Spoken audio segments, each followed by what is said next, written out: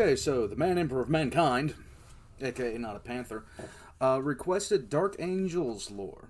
So we're gonna check out this from Baldermort. Baldermort never fails to do great work.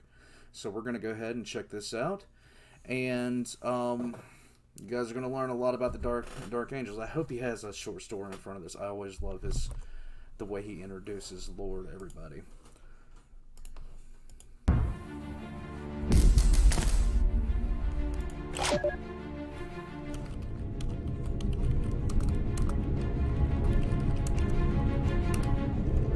Just had to reply to somebody real quick. Okay, here we go.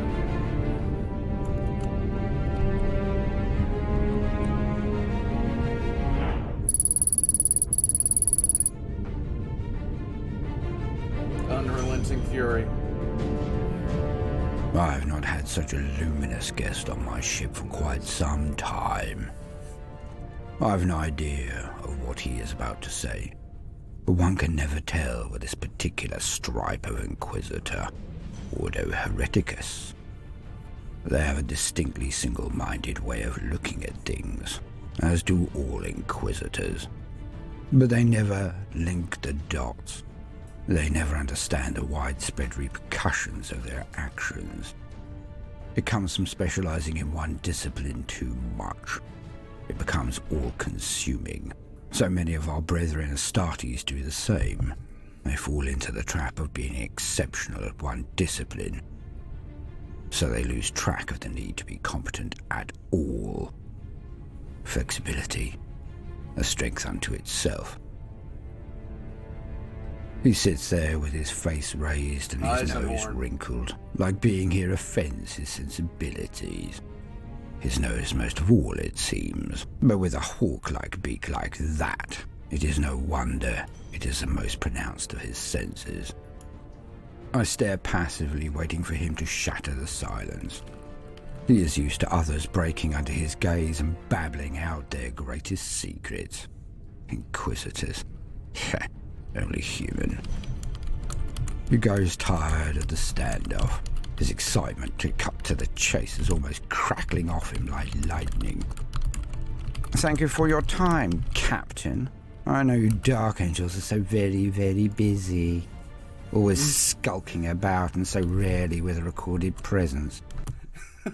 I love how he does the voices. It's like perfect. Like asshole. Shadows. Let's save some time, shall we, Inquisitor? You have a whole galaxy of old women and simpletons to put to the question, then burn, slapping yourself on the back all of the way at how you have single-handedly saved an Imperium that has lasted millennia before you were born, and will survive millennia after your life has run its course. And there we have it, the Dark Angel's sneer. You Astartes think you are so much better than the rest of us mere mortals. I have seen things you would not believe. You overblown tin pot, get to the point. Why are you here? I thought it important to let you know before I take my findings to the High Council. What exactly, little man?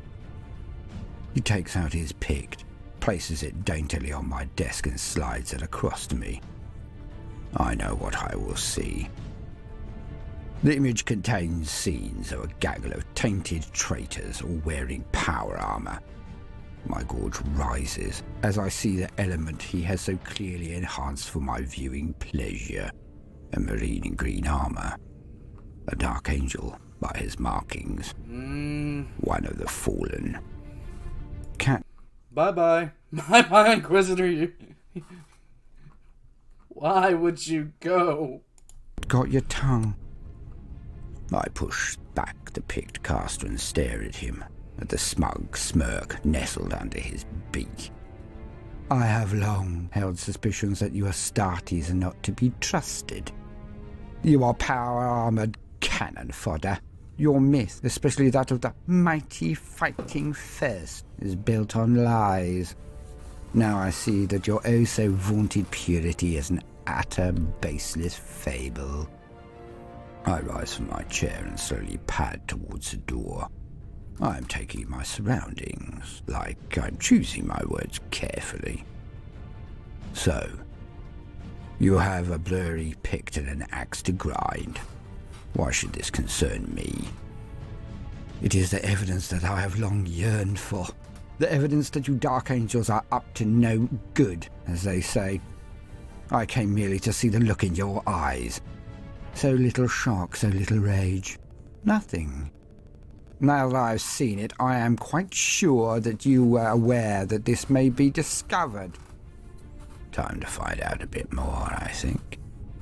I suppose you have already informed your colleagues that our downfall is imminent, and your speech to the Order is a mere formality. I pick up a small object, a medal. I project that I am looking at the fate of our glorious legion, my brothers of all Dark Angels chapters being thrown into the mud, as I walk past him, calmly, slowly. He stays silent. Time to make certain. You know that the legend of the Dark Angels is sacrosanct. The entire Imperium, every man, woman, and child looks to our deeds, our honor, our sacrifice, our legend. They look, and no matter how bad things may seem, no matter how hopeless, they believe in us. They believe in the First. They believe we are the Dark Angels of wrath that are sent by the Emperor himself to save them. It buoys them up, it gives them hope. Would you throw that away so easily? Is it worth it over one picked Inquisitor? Don't lecture me, Captain. The Imperium will survive, it will become stronger. Because it will be built on truth. Better to cut the infection now than allow it to spoil the...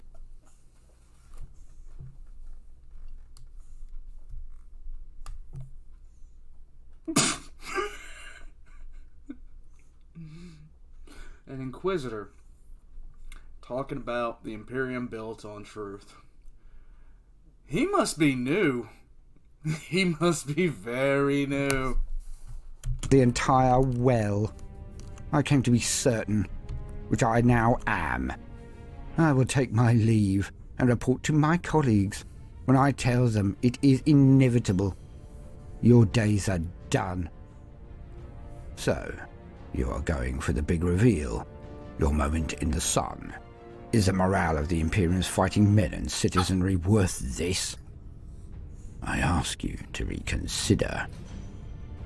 He leaps to his feet, standing to give a very well... Why are you jumping at me? Well, come here then. Come here. You want to watch? Well, come here.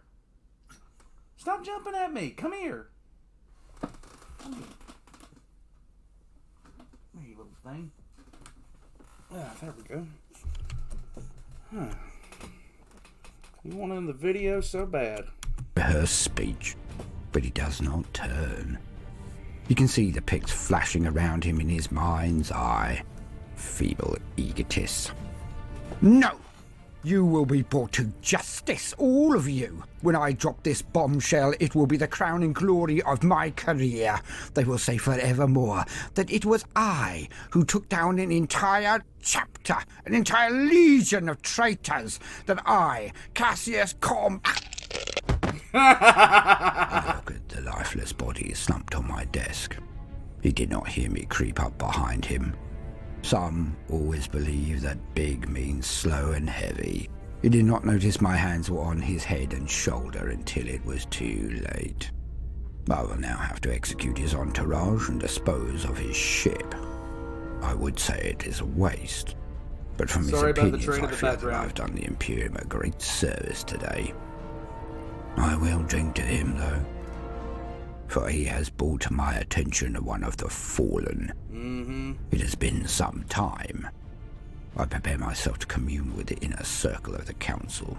I will need support. The sector from the Pict is rife with traitors. I will need the aid of my brothers to do this efficiently, cleanly, and swiftly.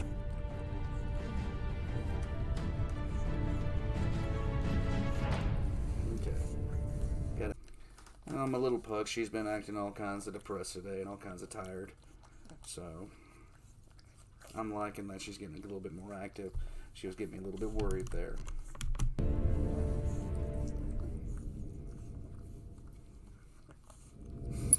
You need a bath.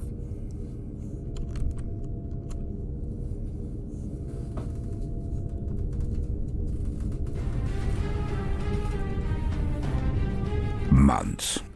It has taken months. But now we are ready. It is about to begin. Long have my brothers and I sat on this ship, sound at a minimum, quietly sliding through space on our velocity alone. Nothing but the most basic of life support. It has allowed me to drill the men thoroughly. We are ready, as we always are. But this must work seamlessly. It must work without a single error. We will not be swayed from our course, our target. One may look at what we are doing and say it is a waste of resources, but it is not. As I stated to the Inquisitor, our legend is more important than anything, as it keeps the entire Imperium afloat, keeps it together, allows the beleaguered world's populations and the fighting forces of humanity to remain keen, thinking maybe if they hold on longer, we, the Dark Angels, will save them. We don't always, but often enough we do. Plus, these scum do indeed need to be winkled out from this system. It was not the highest priority before, as it is a smaller renegade fleet, but while we are here we will sweep house. We will purge these scum in the name of the Emperor. The commander of this vessel is well briefed. Nothing shall go wrong. As I stand in a comms section adjacent to the teleportarum, I look at our trajectory and the time and date stamp. We are only seconds away. I am calm. I clear my mind before the combat. Panic, frenzy, rage, and other emotions. Ha! They are for the later legions and their chapters. We are Dark Angels. We were built for this. We do not do it because we enjoy it. We do not do it because we are filled with zeal of the religious, for we adhere to the imperial truth. We do it because it is our job. It is why we exist. I watch the time counter as we approach the enemy fleet. There must be 24 ships awaiting us, but only 3 cruisers. No battle barges. The rest are frigates and escorts. We are, on paper, outnumbered. But for months we have ploughed toward them on velocity alone, silently, stealthily, taking a tactic straight from the playbook of the Alpha Legion. Ironic and effective. To turn the weapons and tactics of the enemy back on them. Satisfying. It is time.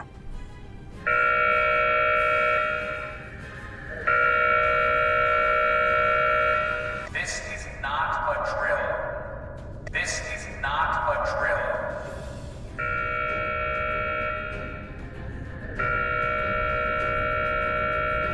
This is not a drill. This is not a drill. I flick one switch, indicating to the commander to begin. Outside in the colder space, 1,000 flares explode in quick succession, filling the night with light. We have all been dropping them since we set off, at regular intervals to create the maximum effect. The Auspex scanners of the Renegade fleet will be blind for up to a minute after this. Plenty of time for us to get in amongst them. Immediately, there is a shuddering in the ship and lights come on all around me as the main engines fire up. I see the Deathwing knights standing in the corridor awaiting my signal to enter the teleportarum. They are ready. The battle begins. As soon as our Auspex is up, I can see the others, a full battle barge each, from my brothers of the successor chapters, the Angels of Redemption, Angels of Wrath, and Persecutors of Darkness. Each one commanded by a chapter master, no less. If it were any other situation, I would take orders from them, but we are hunting a fallen, so I hold command, as I am a Dark Angel chapter captain, and higher in the inner circle. 4 of us against 24 of them. but we will be in amongst them, and they are blind. The commander then launches the 2 sets of discharges I instructed.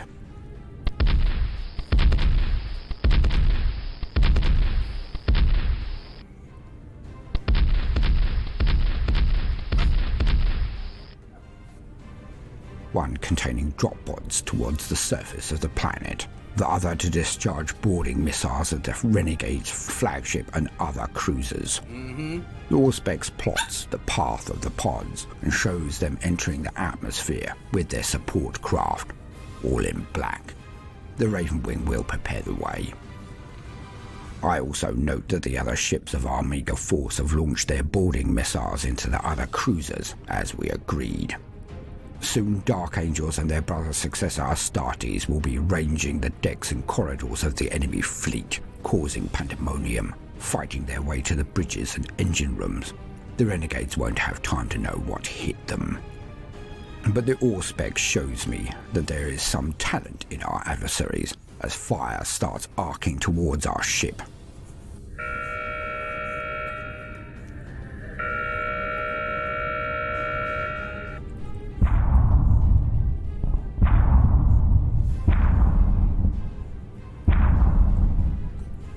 It is feeble.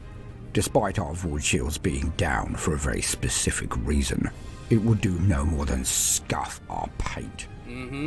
At this range, our firepower pops escorts like pimples. They turn and attempt to flee, reducing the fire coming in to this old warhorse. We need only weather a minute or 2 to allow the Ravenwing to do their job, to get near the central encampment where the traitor is being feted as a salubrious guest, no doubt.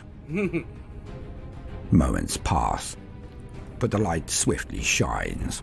They have dropped the teleport beacon.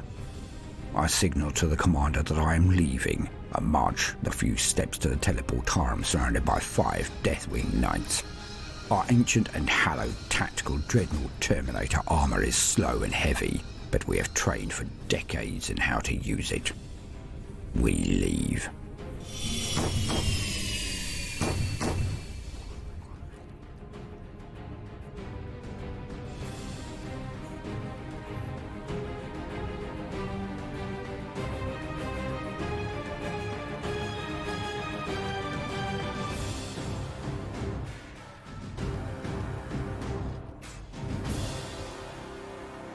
I love his short stories at the beginning.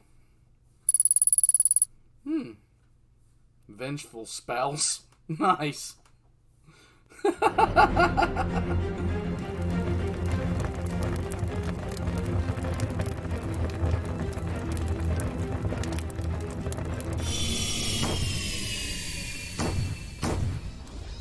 Appearing on the planet, it is as it should be. All is ablaze, and craters and bodies litter the traitor camp.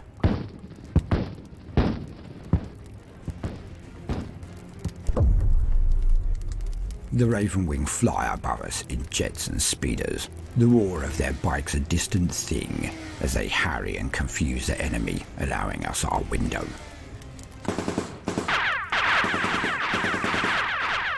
A machine gun nest fires down on us, its slugger shot bouncing off our Terminator armor and large storm shields without any effect.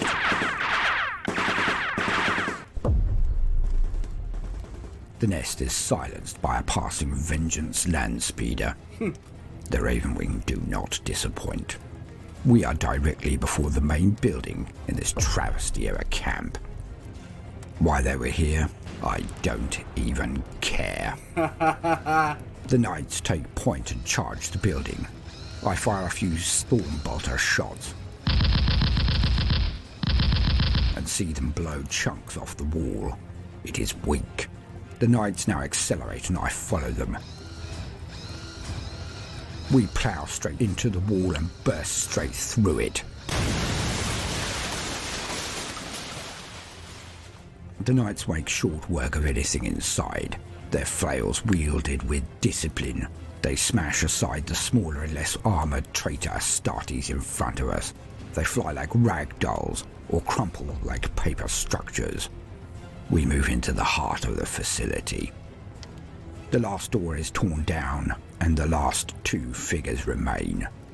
A Chaos Lord stands in the fore, his axe perpetually dripping an ocean of blood. I leave him to the knights. I snap my arm up and fire my storm bolter at the other figure. His green armor explodes on his right side as his arm is torn off from his body and he is thrown back. I have crippled him, for certain, but I will have my prey. He is Astartes. He will not die of this before the knights have crushed this Chaos Lord and cleared the path to the body. I look forward to passing him into the keeping of the chaplain.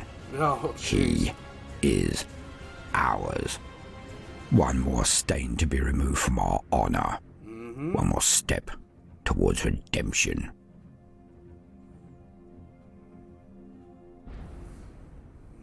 Second.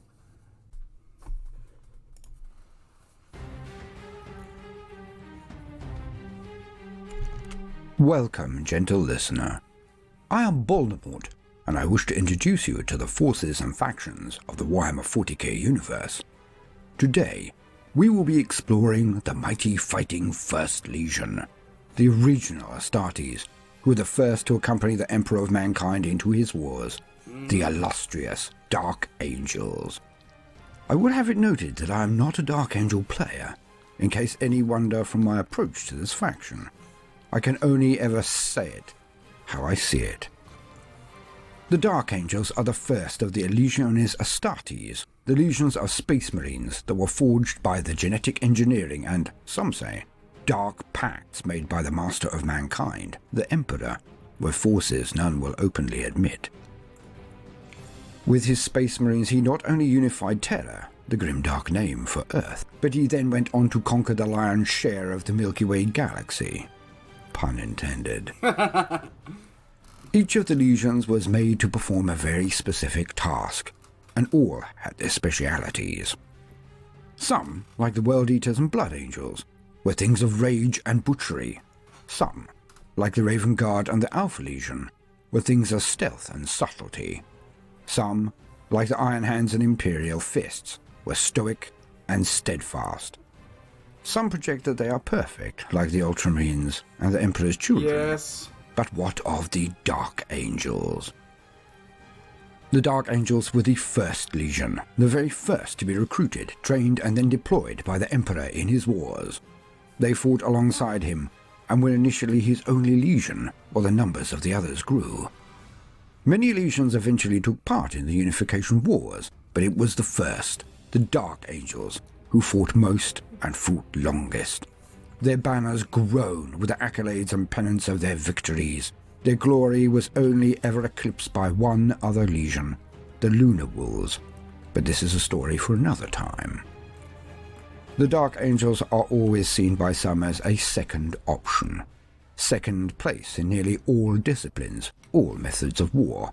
Not as furious as Black Templars or Blood Angels, not as good at defense as Imperial Fists, etc., as I have stated. But there is a secret in this chapter. No, it is not the one you may be thinking of that I will go into in more detail very soon. It is not the Fallen, gentle listener. The secret in the grim darkness of the future is very simple. The Dark Angels are the most dangerous of all of the legions of the Emperor, for they are not specialized, but they can perform any of the specializations with nearly the same effect as their brothers of those roles. They are, simply put, the most adaptable, the most flexible, the most well-rounded and most dangerous force of Marines that the Emperor commands outside of the Grey Knights. I can agree with this. The Dark Angels were extremely adaptable to situations. With a lot of legions, there's another legion that's kind of the comparable legion with them. The Dark Angels don't really have that, in my opinion. It might have been the 11th or the 2nd. They died, but a lot of the legions had a comparable, other legion that did sort of what they did. Kind of like the Night Lords and the Alpha Legion. Then you had the Blood Angels and the World Eaters. You had Perturabo's Iron Warriors and Rogel Dorn's Imperial Fists. There's no other legion like the Dark Angels, though. But this is not only due to their well-rounded attributes. No. There is something that many choose to ignore of late. The limelight being firmly fixed on the one person and their legion. I will not mention here, but it has drawn the truth away from its rightful place. Lion L. Johnson, the Lord and Primarch of the Dark Angels, was a natural genius at combat and at tactics. His ability was not that of the hard grafters, who have to prepare the right ground, overwhelming numbers, tricks and traps to win. Lionel Johnson could literally do the same kind of things that, like, Robute Gilliman wrote an entire book about tactics and stuff like that. Lionel Johnson would come up with this stuff in his head. His first instinct was usually the best one. And he was, in some ways, better. Like, if you took Robute Gilliman and put Lionel Johnson right next to him and introduced them into a combat situation, if you let Robute Gilliman prepare for it, he would do better. But Lionel Johnson would do better at it on the fly. You couldn't ambush him. You couldn't do... You want me to shut up? Is that what this is about? Okay, you want me to shut up. But Lionel Johnson was excellent at improvising strategy that would actually work. It just came naturally to him. For there are a plethora of Pompeys amongst the ranks of the Primarchs, each one a terror on the battlefield, but also a horror to face as a general. But here, in the Primarch of the First Legion, Lion L. Johnson, was a Gaius Julius Caesar, an Alexander, a natural. The Lion needed only to flick an eye across an unfolding battle map to see where his enemy was weak and where its strength actually was, no matter their attempt to obfuscate. As with all of the Primarchs and their sons, their Space Marines, the Dark Angels have inherited this astonishing ability. They take to a battlefield like a duck to water. Yes, they are trained with vigor and discipline, but it is their natural affinity for war that is perhaps their most profound attribute. As such, many a lore master or player, writer of Black Library or store owner will forget who they are. They are the first. They are untouchable, and would carve through all but one of the loyalist legions like a hot knife through butter. It is often stated, numbers do not win a battle. As such, I must make my point clear. Despite not having this army and having no natural requirement or drive to laud them so highly, they are the force that actually keeps the Imperium together. Well, the Space Marines. They are the legion, chapter or force that should be the most awaited and the most appreciated when they do attend a field of conflict, an arena of war. For any who would question this evaluation, for I hope there are many, discussion is such an important part of this hobby, I would remind you of only one detail. A secret shrouded in the darkest periods of the Great Crusade, a conflict so terrible and costly that its memory has been struck from all imperial records by the direction of the Emperor himself. The conflict is shrouded in darkness, but it is guessed that it may have taken the two lost legions, either just their Primarch or their legion entire, the Rangdan Xenocides. I was going to mention a war so terrible that it was mentioned to be almost comparable to the Horus Heresy. So hotly contested and so bitter was it. All that is known for certain is one thing. The war ended when the mighty First Legion was sent to destroy the Rangdan in the Third Xenocide. They lost over 50,000 Marines, closer to 90. Thus losing their status as the most numerous legion, but they won. They wiped the Rangdan off the face of the galaxy. Compared to this, no other legion can come even close, bar perhaps, just perhaps, the Lunar Wolves before they fell.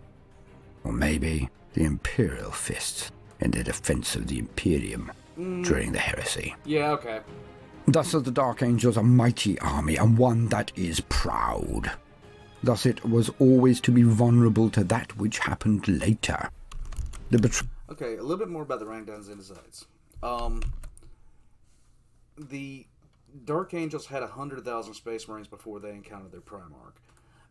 After the Xenocides, they were down to about 10,000. Now, that might not include injuries. That might just be the base number.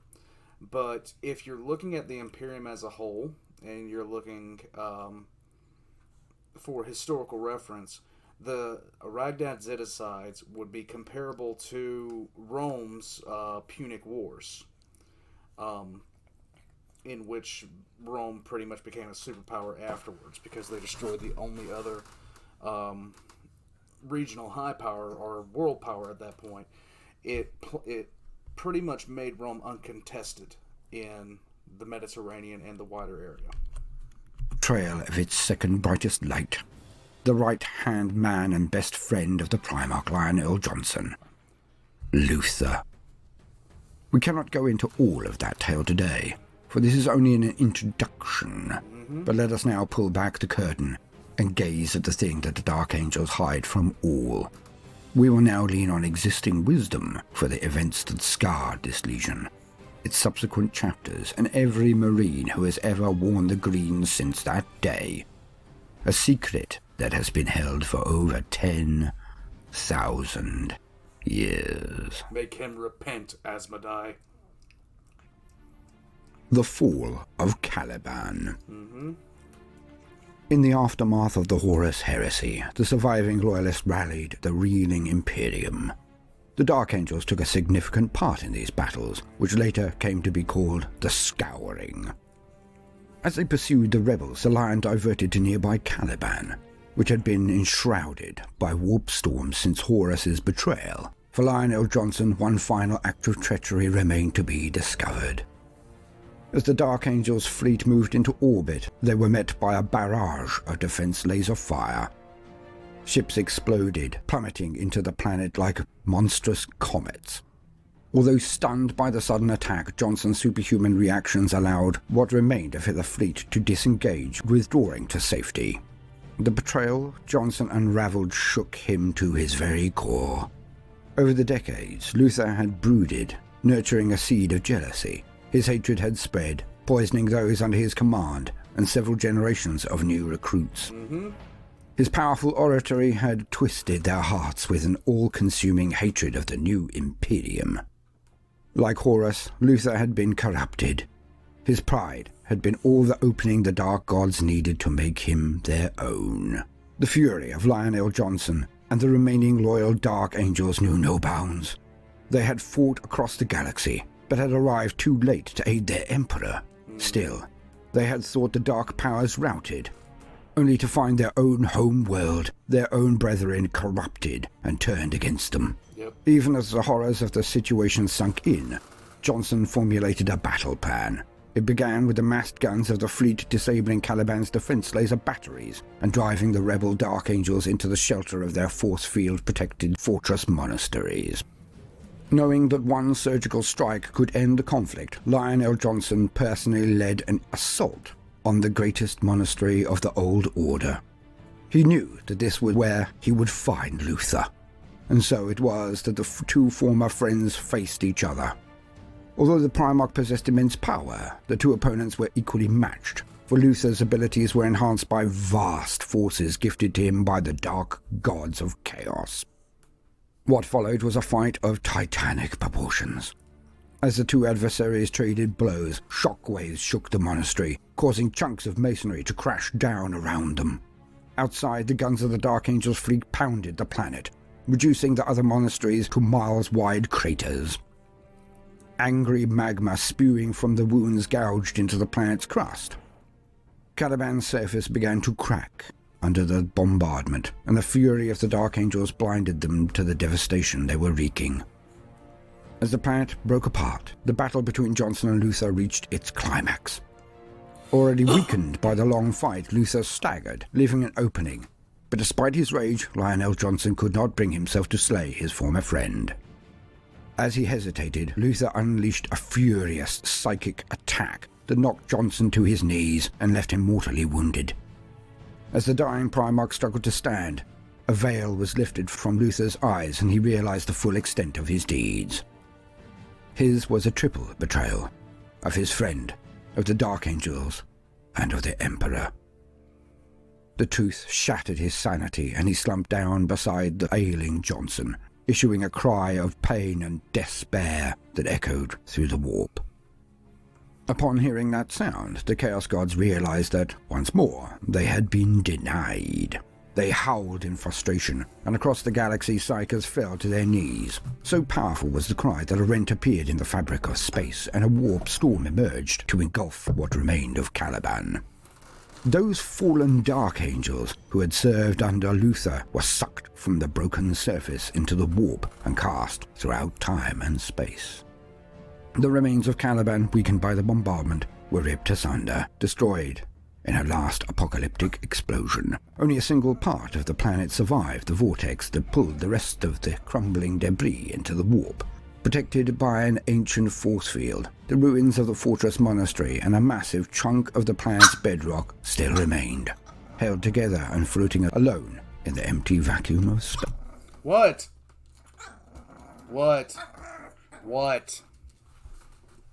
I have been holding on to you.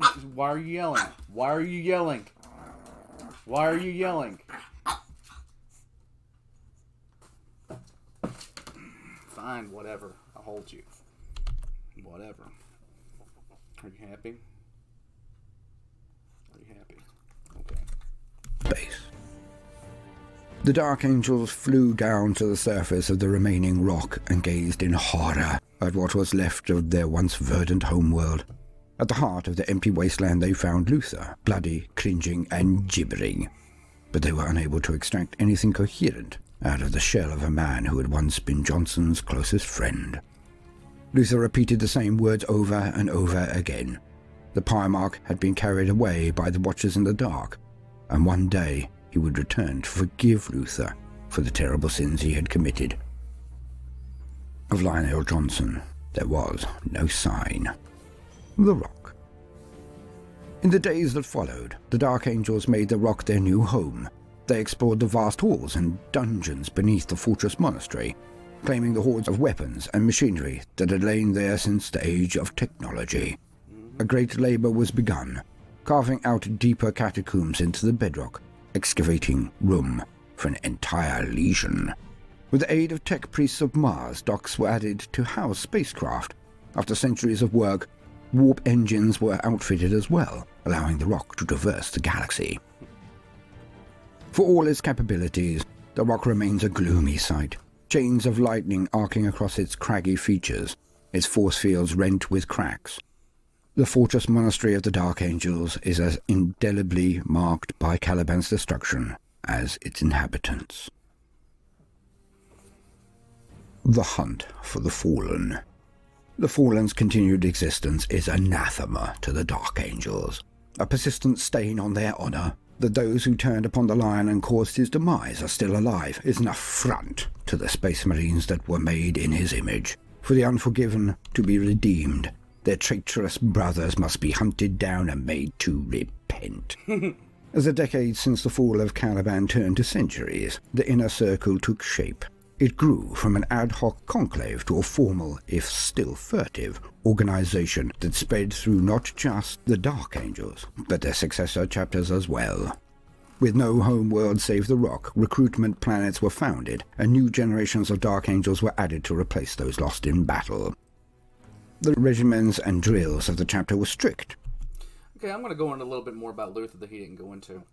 Lionel Johnson was very socially awkward. The same way that Perturabo couldn't handle anybody criticizing or making insults or anything like that, Lionel Johnson had an equally difficult time with any kind of anything that would make him uncomfortable. Any socially awkward situation, or hell, anything basically. He sent one of his best librarians back to Caliban because he had essentially saved the lion's life, and the lion didn't know how to react to that.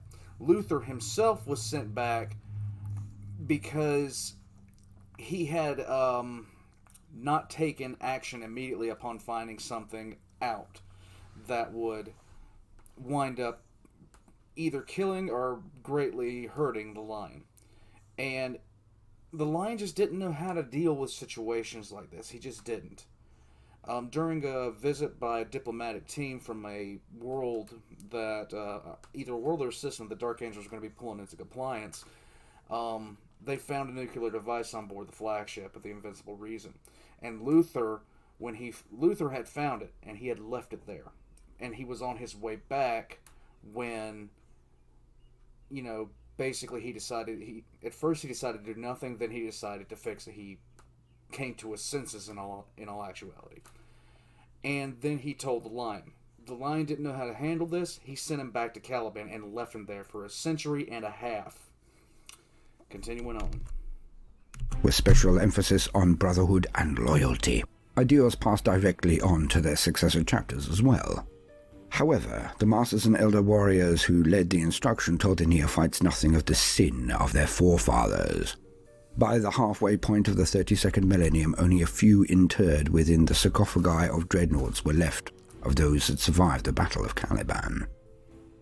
The truth of what occurred and knowledge of the fallen became secret. Secrets carried only by the small number of inner circle brethren within each unforgiven chapter. As veterans rise through the unseen levels of trust, more of the truth is gradually revealed to them by ranking members of the inner circle. Only then will they realize that in the millennia since the fall of Caliban, the Sons of the Lion have been fulfilling their duties to the Emperor, while at the same time carrying out a hidden agenda, scouring the galaxy for signs of the corrupted kin. Whether operating alone or in small bands, each of the Fallen that found their own ways of surviving the millennia since Luther's betrayal. A great many have embraced the power of the Dark Gods, becoming true heretic Astartes, and in the wake of the Great Rift, some of these have even ascended to demonhood.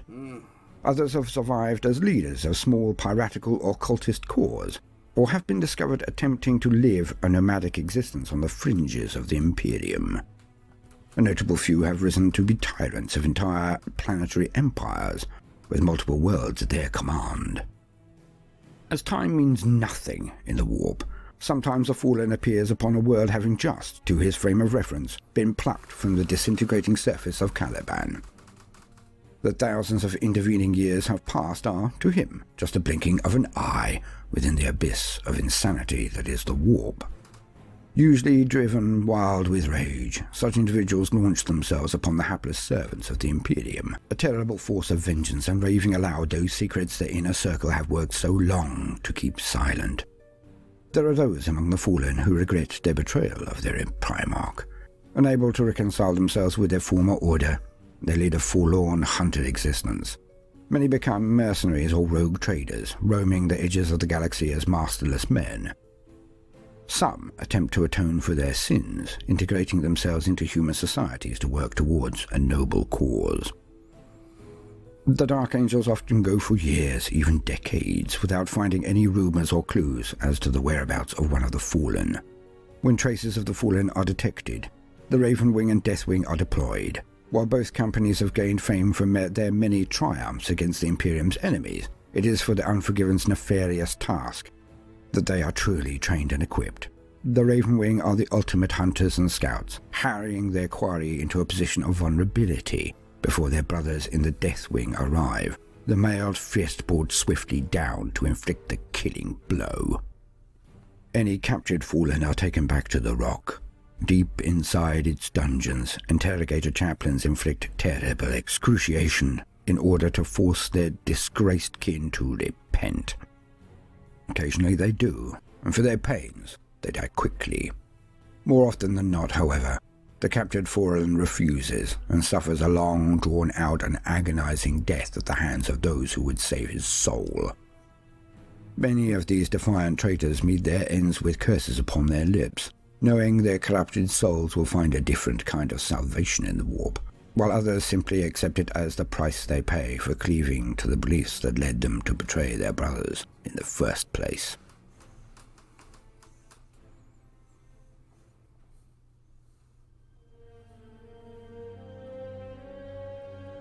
The Ravenwing. Black-clad huntsmen and masters of the art of lightning warfare, the Ravenwing race before their chapter like thunder before a storm. Prizing... Yeah, The Fallen, it's a meme in TTS, but it really is to that effect in the Dark Angels. They will go absolutely apeshit on anybody that finds out anything about the Fallen.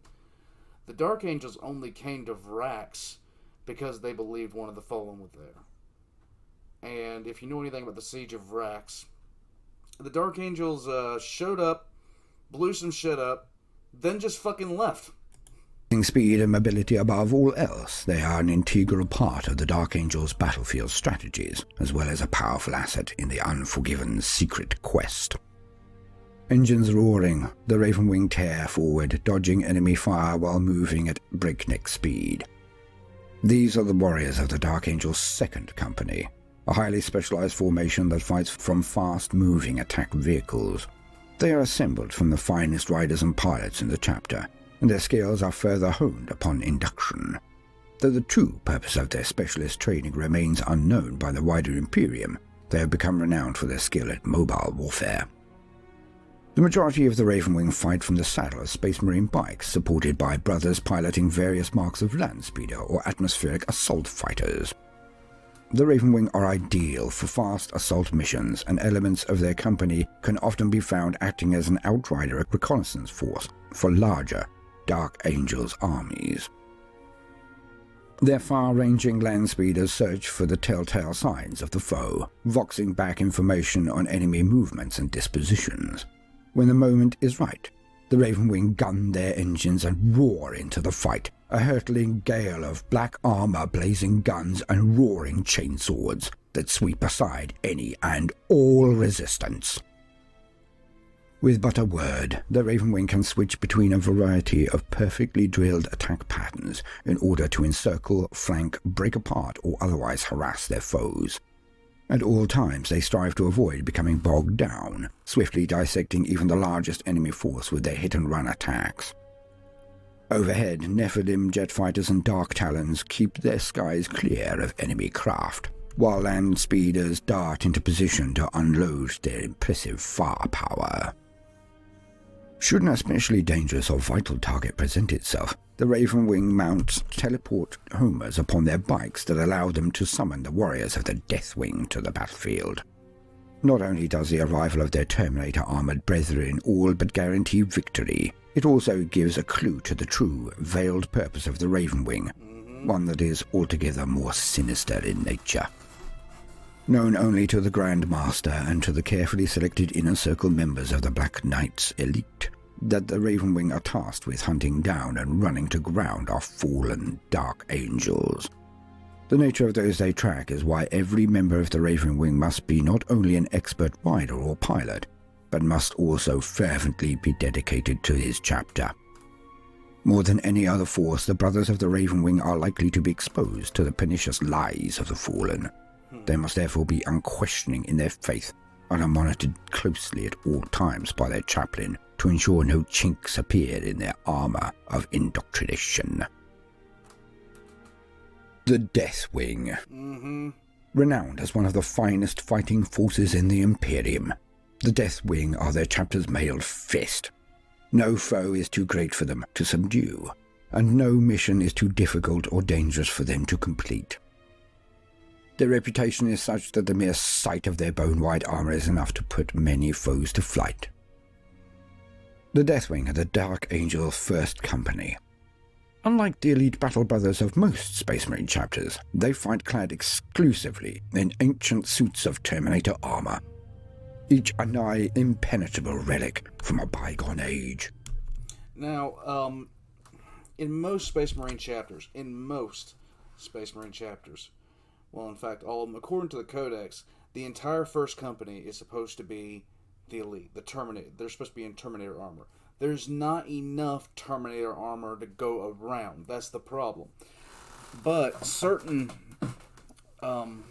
chapters, most of the original Legion founding chapters, the first founding chapters, and I'd say a good portion of the second founding chapters, if not all of them, they all have their first company elites in Terminator armor. But Terminator armor is so hard to produce that, you know, there are chapters out there that have their first company and none of them have Terminator armor. Just because it takes so much time and effort to actually produce those suits. That the Dark Angels can equip all of their veterans this way speaks volumes of the wealth of relics hidden within the rock, and also an indication of how seriously the chapter takes the Deathwing's true mission, to ruthlessly eliminate the Fallen. The Hammer of the Inner Circle, the Deathwing, is an assault force capable of teleporting straight into the midst of battle, ripping the heart out of the enemy with a well-placed strike, while withstanding tremendous amounts of return fire. Only Dark Angels have shown incredible skills at arms, and total loyalty to their chapter can undergo the exacting rites of initiation required to join the Deathwing. Those who survive the mental, physical, and spiritual rigors of this ritual take their place among the ranks of their chapter's elite. Upon a Dark Angel's ascension to the Deathwing, the truth of what occurred on Caliban in the wake of the heresy will gradually be imparted to them by ranking members of the Inner Circle. As they learn more and more of the tragic events, the warriors' feelings of shame and contempt for their fallen brothers grow, and the more of themselves they give over to the tireless quest for vengeance and absolution. In battle, this knowledge makes the Deathwing beacons of righteous fury, leading their brothers to mercilessly destroy any who would oppose them. Every warrior of the company is utterly devoted, following the commands of their superiors without question, and willingly performing any act in the name of the hunt. For this reason, very few Dark Angels strike forces go to war without at least one squad of Deathwing on hand, prepared to carry out those orders from Chapter Command that battle brothers outside of the Inner Circle would find abhorrent. Those who enter the Deathwing may suppose they have learned all there is to know of the Dark Angel's shadowed past, but they have merely entered the first ring of the clandestine organization known as the Inner Circle. There remain circles within circles, and the veterans of the company have learned still more of their history. These warriors are given the title of Deathwing Knights, and their noble fury in battle and dedication to the chapter is the stuff of legend. Now, he keeps on talking about circles. Okay, get your thoughts together. Okay, so the way when the Lion first showed up, he took command of. Well, he didn't take command of anything. Luther was in control of a group of knights, and these knights would go out and hunt essentially warp creations, warp beasts. If the Inquisition came upon Caliban, as it was before the Lion had them all killed, they probably would have wiped out the planet just to be safe. But the way that the knights that initially would go out and hunt these warp beasts were trained was they would use a series of circles, and each time, once you perfected your craft in one circle, you would progress to inner circles and keep on progressing until you reach the most innermost circles. So even the Dark Angels even now are still practicing traditions that they have on that they were first started on Caliban, which is always interesting.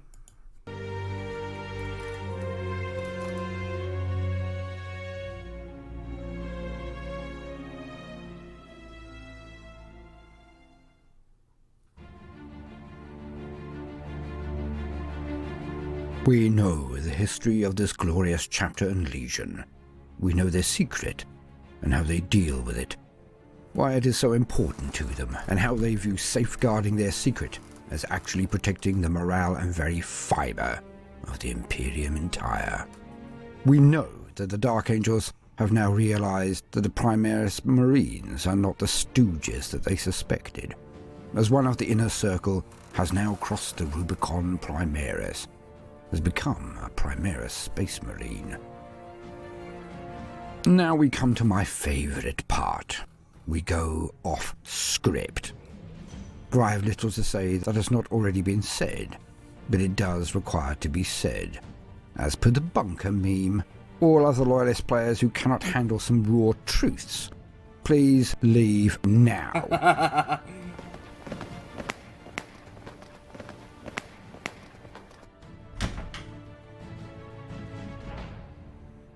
Now that we are alone.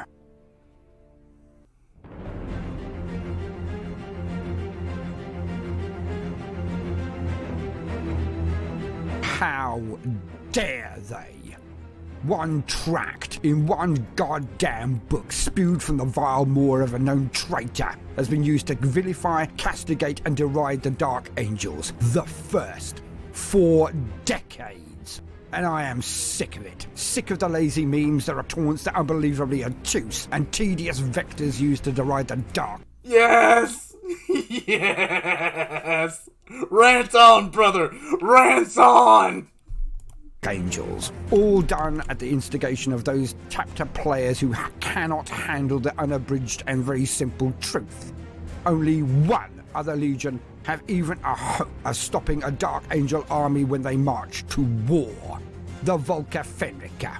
Because they were designed to kill Marines, but in any other situation, the Dark Angels win out. Against any enemy that is not a Marine, the Space Wolves also fail in their test. And the Dark Angels have harboured their strength, have hoarded their archaeotech and weaponry. They have always really remained a legion, all in preparation for the return of the Lion. Oh, but there are those who fear the waking of this mighty son of the Emperor. It was a known fact that all of the other Primarchs felt an unnatural fear when they were in his presence, for very good reason. He is the first, he is the template, he is the original Primarch. If the Lion had been found first and the role of War Master was not so much overstuffed diplomat as it was strategist, then the choice would have been clear. And one can imagine that there is one Primarch the Chaos Lords fear. Yes, Russ may be able to best even a demonic Primarch, maybe. But it is the Lion that they must secretly quail over returning, because he is the perfect weapon against chaos. Where Gulliman or Dawn would try to organise and gain control of a battlefield, a pointless exercise in the face of warp rifts and the powers of the Chaos Gods, it is the Lion who would not need to bother. He would be able to react to their thrusts, strange summonations and effects without batting an eyelid. So it may be the Lion who is the greatest fear of the Lords of Chaos. Reboot does what he can, to the best of his abilities, but if the Lion were to return, then we would see some heads crack open very swiftly indeed.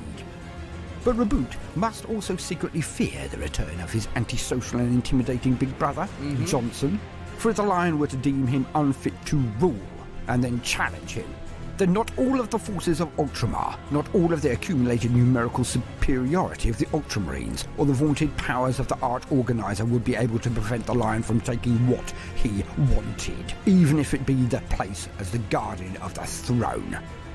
Let us hope for the Imperium and all of humanity that when the Lion wakes, his detractors know what is best for them, and they direct him at the forces of chaos, the Tyranid and the Necron.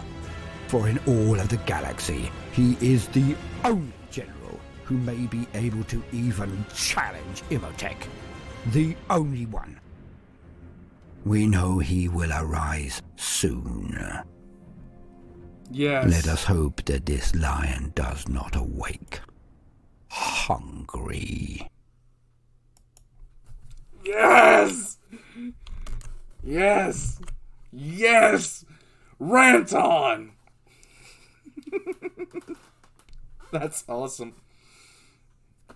In any case, I am now thoroughly satisfied, and I will catch you guys next time, because seriously, Baldermort losing his shit over, admittedly, like seriously, exactly the kind of bullshit that annoys the fuck out of me.